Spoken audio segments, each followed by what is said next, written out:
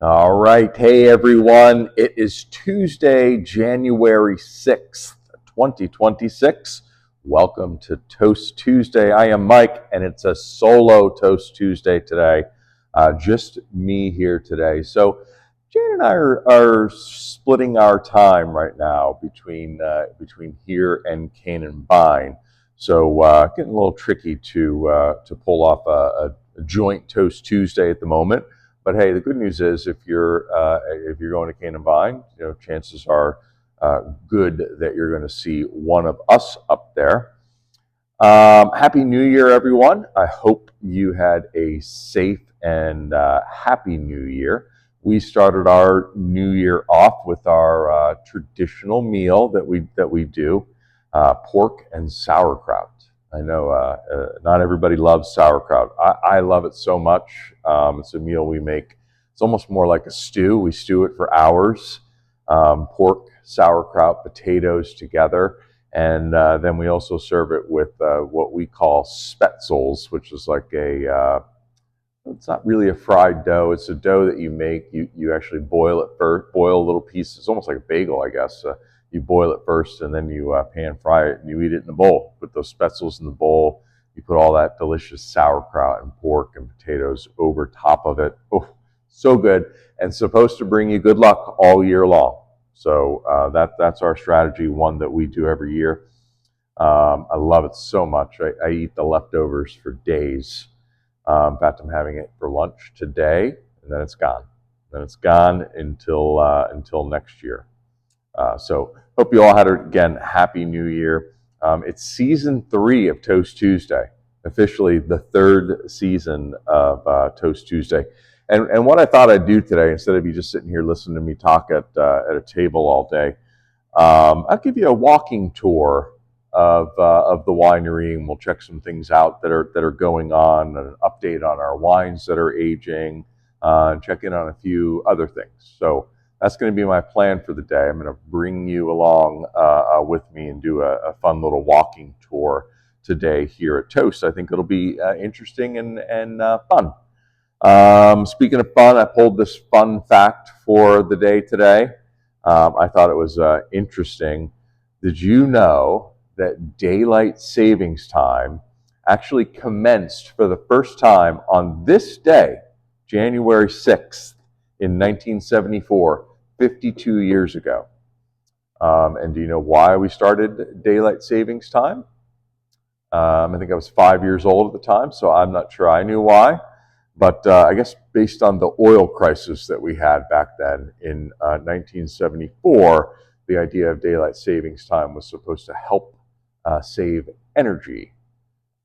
More daylight, less electricity usage, I guess, then all somehow tied back to energy usage and oil. But 52 years ago today, interesting. The most interesting part about that, I find, is that we started it on January 6th. So yeah, I thought that was a fun fact for today that I would share with you all. This is where Jane would say, "But Mike, what are we drinking today?" So today, black coffee. Love my coffee black.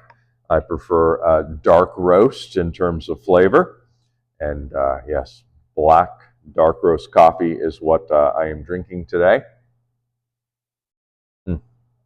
Love it. What's up at Toast Winery? So just a few things that I'm going to call out. This is our last week before our annual winter break, where we close and Jane and I go on a little vacation. So we are going to be open Thursday, Friday, Saturday this week. And then we're going to be closed starting on Sunday, January 11th. And we will reopen on Thursday, January 22nd. So a good 10-day break there. That's going to be the same schedule for both Toast and Cane and Vine, including chimney cake. So closed from January 11th and reopening on Thursday, January 22nd. So the next time you see us, we are once again going to be in the Niagara-on-the-Lake region in Canada. Really looking forward to that, and we'll put together a fun Toast Tuesday from there, I am sure. Topical topics, the NFL playoffs are here, so that is exciting. The Bills are in it. The Bills are ready to go. Tough first round matchup on the road versus Jacksonville, so we'll see. I'm a little nervous. We'll see how they do. Jacksonville's been on a roll. But yeah, the NFL playoffs are here. And if your team is in the playoffs, I wish them good luck. It's always a fun and exciting time of the year. I hope your team does well. Unless you're a Steelers fan. So if you're a Steelers fan, I wish you nothing but to be blinded. I wish the Steelers to be blinded by the light of 10,000 suns. So that's where we're at there. All right. Let's go ahead and take a tour of things here. I'll take a look at what we've got going on, the wines, some other fun things that I'll point out to you. I will give you a fair warning. We are really limited on space right now, so there's stuff everywhere. So no judging on how things are here, but it is a bit messy for sure. I'll do my best to work the camera here solo. So let's go. All right, I am going to start in the barrel room, which right now, again, is consumed by more things than we really would like. Not really usable right now. I guess if we had to, we could pull some things out for a Saturday. But you can see we've got lots of barrels in here, as well as cases of wine. We've got our bourbon barrel Cabernet Sauvignon aging in our wild turkey barrels. I've got some Syrah here, 2025. Let's see what else we got going on over here. Some Cab Sauv there, more bourbon barrels. We got some Blaufränkisch still from 2024, and here's some 2025 Blaufränkisch. So a stack of Blaufränkisch barrels. Still need to bottle some 24 reds, Blaufränkisch being one of them. So we'll get to that there. I've also got some additional Merlot from 2024 that we haven't done yet. But things are just really resting gently right now in terms of all the wines we have in the barrels. If you've been following along here on Toast Tuesdays, you know we've got 118 barrels going right now. Certainly a record in terms of quantity for us. And in here, let's see, what do I have just in here right now? 6 stacks of 6, so there's 36 barrels in here right now.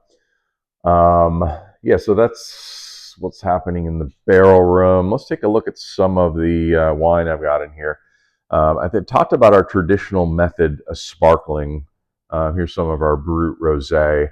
Again, it's riddling right now in the bottle, which we've got all these bottles turned upside down. If I can get to one, maybe I'll give you a show you what that looks like. We've got some Pet Nat up here. But the bottles of traditional method will be ready to get bottled here at the end of the month or early February. I'm excited to be having that. And then we've got our 25 Chardonnay Pet Nat. That is also riddling because we are going to disgorge that. The Marquette Pet Nat we are not going to disgorge this year. It's a decision that I made. I think it's pretty clean and not really needing to be disgorged. So that's what is happening in here. In the tasting room, we still have the decorations up for Christmas. It's going to be sad when we take them down, of course. Love it, so festive and cheerful while we have it up. Here's our wine tree. I don't know if some of you have ever really taken a look at the wine tree. This was a pretty big deal for Jane and I when we got this wine tree. We were inspired by Glenora when we were visiting, gosh, years ago now, 2013 maybe. We found they had this wine tree on display, and I thought it was incredible, and I had to have one. And so this certainly was something that we had before the winery when we had this personally, and had all wine bottles on here that were just kind of our wine that we have personally consumed or purchased. But if you take a look closely here, there's not just toast wine on here. We've got toast from wineries all over the Finger Lakes. Some of these wineries don't even exist anymore, so it's a little bit of a Finger Lakes history as well, or at least our history, because the non-toast wines are certainly something that all came from our own collection. So if you ever get a chance to spend a little bit of time with this tree, you might find some really interesting wine bottles on here from something from long ago. So here's a good one right here. How many of you remember King's Garden? King's Garden. I know exactly. This was from 2013, the 2013 Syrah, King's Garden. I remember exactly where it was, and quite sure I got that on a Deck the Halls trip. They are no longer. In fact, the building where King's Garden was is not even a winery anymore. It's now an Airbnb. So there's definitely a treasure trove of some things up here that you'll find if you take a close look at the wine tree. All right, let's go in the back here, see what else is going on. I got more wine barrels, some Pinot Noir there. We've got some Merlot there. I am where I can. You'll see some additional marks on, like, for example, these Merlot barrels. I am where I could do it. I am, aging specific Merlot from specific vineyards in specific barrels. So I'm keeping these things separate, and that's a way that I intend to have toast wine different than a cane and vine wine when it makes sense, and if it's different enough and material enough, I'll want to do the Merlot here at Toast might come from Vineyard XY, and Cane and Vine might be from either an exclusive vineyard or two other vineyards altogether. So some of the way that I will keep things separate. This is a fun thing right here. Let's look at this little contraption right here, which I had somebody tell me yesterday that it looks like a toy soldier from the Santa Claus 2 movie. If you look at it from a distance, this is our museum corker.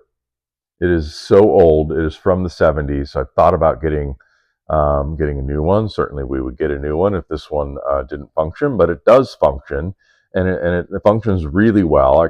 We can cork a lot of wine with this thing pretty quickly.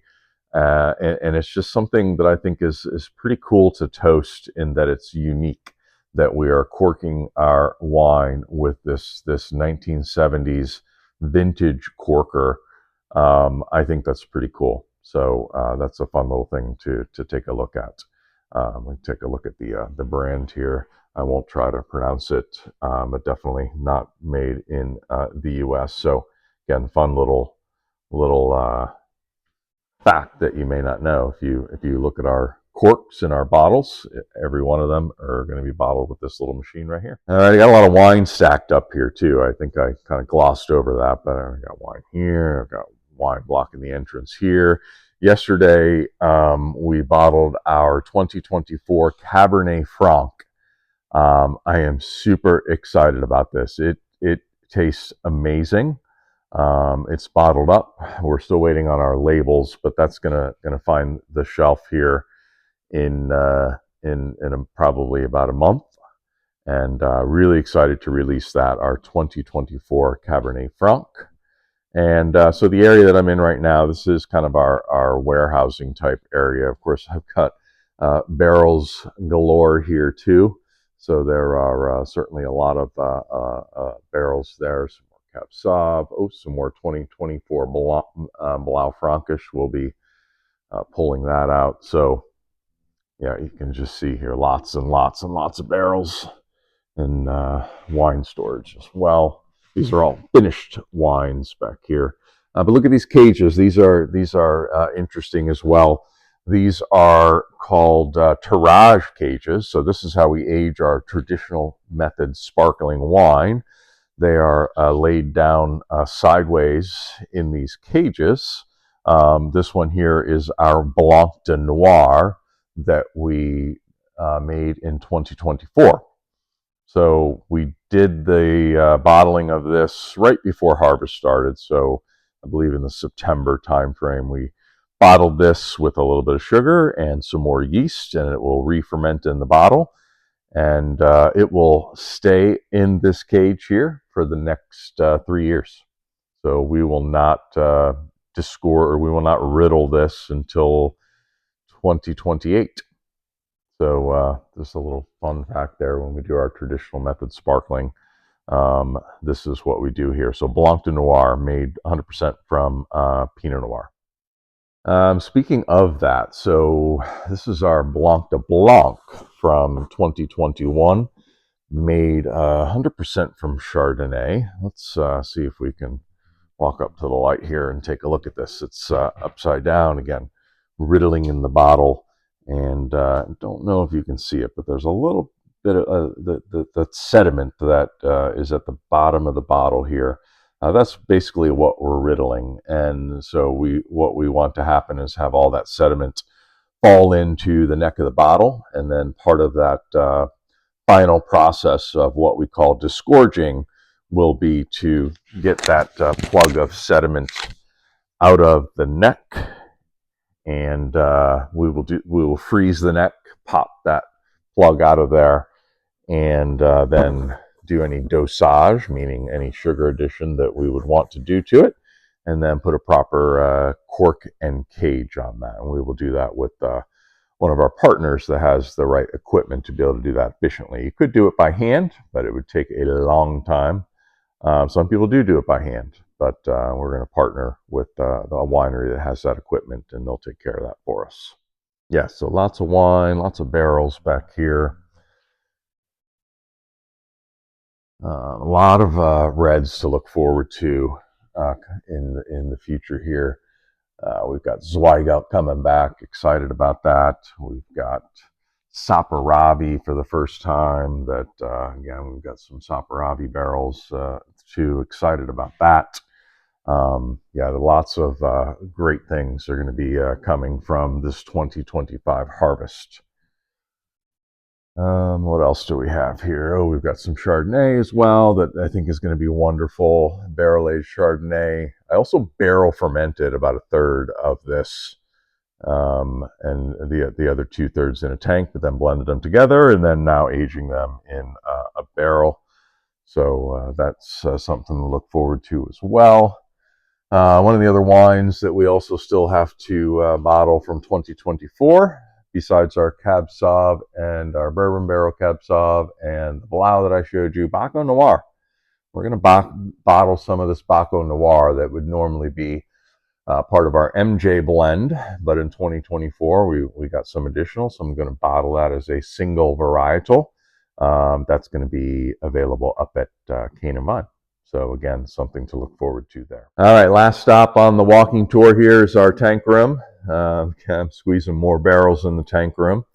And then we've got, you see this wine here in these what I call PET containers, food safe plastic containers. That's our topping wine. So if you've seen some of the barrel episodes, you know that wine evaporates out of those barrels up to about a half a gallon a month in the winter. Higher evaporation will take place when it's dry and in the winter. You think about that, 118 barrels, a half gallon a month. That's a lot of wine evaporating here in all these barrels on a monthly basis. So this surely won't be enough to keep all of our barrels topped, and we'll have to allocate a full barrel of wine for some of these varietals to keep topping the barrels with up as we go through the year. So yeah, tanks right now, we've got a few tanks open, which is nice. But yeah, a lot of full tanks. We've got let's see if there's anything exciting here. Ooh, this is one I'm really excited about. Albarino 2025 Albarino resting gently in the tank here. I've just actually last week have tasted through all of the whites and the rosés. Some I'm loving, some are like, but this is a weird time of year to be tasting a lot of these wines. They're in a weird place. They're cold because it's winter time. So they're not necessarily expressing their best selves right now, but I'm excited about the Albarino. We've got some Gruner Veltliner here. I did 2 different Gruner Veltliners this year. So I talked a little bit about stabulation and that process of stabulating the juice before fermentation.